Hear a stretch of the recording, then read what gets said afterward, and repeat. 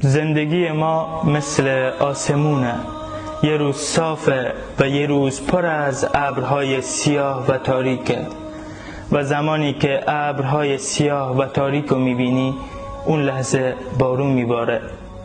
وقتی که غم و سختی های دنیا به سراغت اومدن و آرزوهات هی به تأخیر میافتادن و همه چی رو تاریک میدیدی، اون لحظه رو به قبله بشین و خالصانه الله رو صدا بزن. یکی از صالحان میگه که هر وقت از تمام اهل زمین ناامید شدی و خالصانه الله رو صدا زدی، اون لحظه الله به دادت میرسه. امام شافعی رحمه الله میگه که هر وقت مردم در سختی ها تنهات گذاشتن، اینو بدون که الله میخواد خودش کارتو به عهدش بگیره و همین کافیه که الله کارساز و یاورت باشه. سلام علیکم.